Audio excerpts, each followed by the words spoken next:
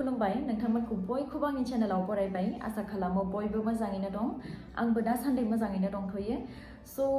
नोंथांमोना माखासेया मिन्थिखाबाय जानांगौ बा नुखाबाय जानांगौ आरो जाय बिथांमोना मिन्थियाखै बा नुवाखै बिथांमोननो आं मोनसे खोथा फोरमायनो सानदों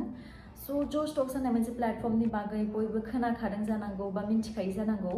ओमफ्राय जाय बिथांमोना मिन्थिया बिथांमोना इउट्युब बा गुगोलाव सार्च खालामबानो मिन्थिगोन आरोना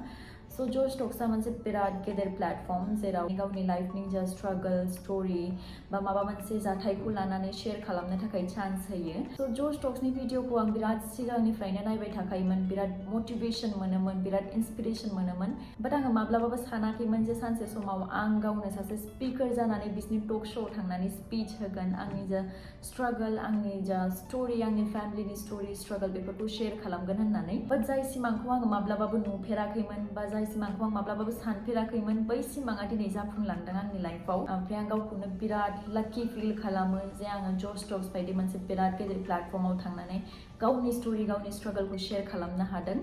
ओमफ्राय बेफोर गासिबो नोंथांमोननि थाखाय जाफुंदों आरोना सो आं आंनि गोसो गोरबोनिफ्राय नोंथांमोनखौ बयखौबो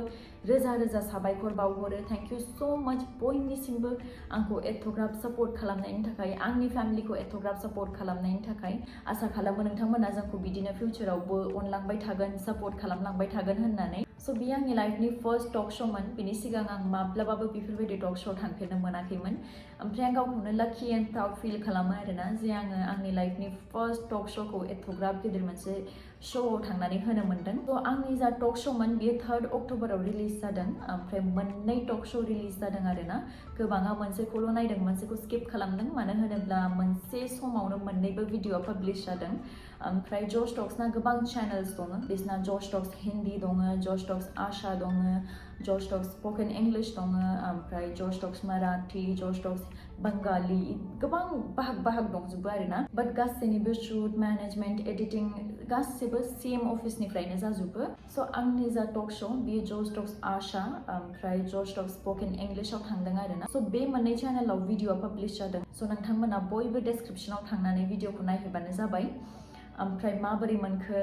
कमेन्टआव खोन्थाहरबानो जाबाय स' आंनि भिडिअआ 3 अक्ट'बरावनो पाब्लिश जादों बाट दिनैसो आङो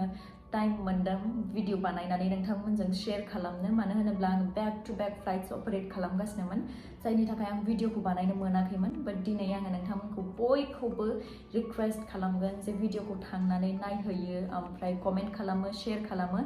आं बुंनायनि सिगांनो गोबाङानो शेयार खालामबाय गोबाङानो कमेन्ट हरदों बेनि थाखायनो आं आंनि गोसो गोरबोजों आरो खनसेबाव थैंक यू सो माच बुंहरो एथ'ग्राब अननाय नुनानै एथ'ग्राब मोजां मोजां कमेन्ट्स गुड विशेसफोरखौ नुनानै आं बिराद गोजोननाय मोन्दों आरोना जे आंखौ सापर्ट खालामग्रा आंखौ अनग्रा एथ'ग्राब सापर्टार्स दङ होननानै ओमफ्राय नोंथांमोना जेरैबायदि आंनि ज'श टक्स आशानि भिडिअखौ सापर्ट खालामदों बिदिनो आंनि ज'श टक्स स्पकेन इंलिशनि भिडिअखौबो सापर्ट खालामगोन होननानै आङो मिजिंथिबाय स' बाखि नोंथांमोना भिडिअखौ माबोरै मोनखो आंखौ कमेन्टआव खोन्थाहरबानो जाबाय ओमफ्राय आङो ज'श टक्ससिम माबोरै सौहैनो हाखो बेखौ आं दिनै नोंथांमोनजों शेयार खालामगोन स' सानसेखालि गयारिजों आंजों अबेयावबा थांगासिनोमोन आरोना सानैजों ओमफ्राय अकस्मातनो इन्स्टाग्राम आइडियाव गयारिनि इन्स्टाग्राम आइडियाव मेसेज फैयो ज'श टक्स स्पकेन इंलिशनिफ्राय ओमफ्राय आरो आंबो नुदों बेबो नुदों मेसेजखौ ओमफ्राय आं नुनानै शक जादों आरोना जेनेबा ज'श टक्सआ मानो मेसेज खालामदों बेखौ होननानै ओमफ्राय जेब्ला मेसेजखौ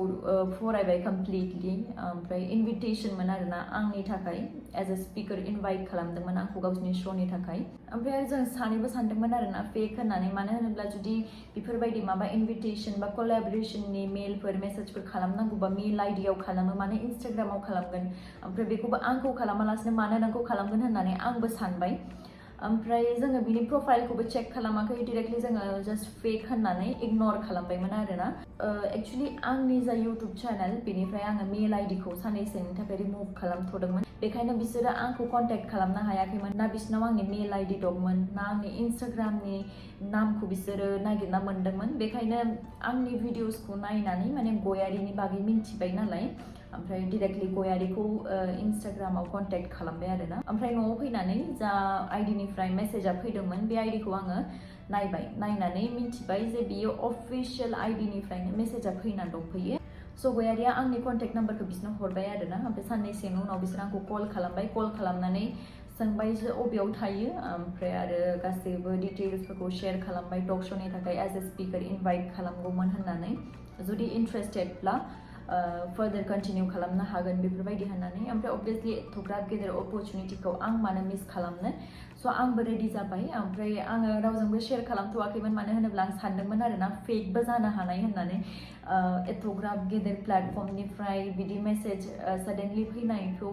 बिलिभ जायाखैमोन बेखायनो आङो माने गासिबो जेब्ला फिक्स जाजोबगोन जेब्ला टक श'आ जोबगोन अब्लासो आङो शेयार खालामगोन होननानै सानदोंमोन बाट जेब्ला डेटआ फिक्स जाबाय अब्लासो आङो बयजोंबो शेयार खालामबाय आरोना जे आङो बेफोरबायदि मोनसे टक श'आव थांगासिनो होननानै स' बेनोमोन आंनि जज टकसिम सहैनायनि स्ट'रिया ओमफ्राय बिसोरो माने बिराद सिगांनिफ्रायनो आंनि भिडिअसफोरखौ नायबाय थाखायोमोन ओमफ्राय आंखौ फल' खालामगासिनोमोन लोगोसे आंनि जा पास्टनि भिडिअस लाइक जेब्ला आं केबिन क्रुनि थाखाय सेलेक्ट जादोंमोन आंनि फेमिलिनि जा रिएक्सन एन्ड एभ्रिथिं बेफोरखौ बिसोरो नायगासिनोमोन नालाय स' बिसोर बिराद इन्सपायरिं मोनदोंमोन आरोना बेखायनो आंखौ इनभाइट खालामबाय स' बेखिनियावनो आं दिनैनि बे भिडिअखौ दोनथ'नोसै स' thank you so' much once again guys thank you so' much आंनि गोसो गोरबोजों नोंथांमोना आंखौ एथ'ग्राब अनबाय एथ'ग्राब सापर्ट खालामबाय प्लिज बिदिनो सापर्ट खालामलांबाय थाबानो जाबाय अनलांबाय थाबानो जाबाय नेक्स्ट ब्लगाव थाबैनो लोगो मोनफिनगोन ओमफ्राय नेक्स्ट ब्लगाव आङो नोंथांमोननो दिन्थिगोन आङो जेराव जज टक्सआव थांदोंमोन बिनि आं फिसा फिसा क्लिप्स लादोंमोन बेखौ आङो मार्ज खालामनानै नोंथांमोनजों शेयार खालामगोन स' बेखौबो आं थाबैनो लानानै फैगोन आरोना स' stay tuned for that and take care stay safe bye bye love you all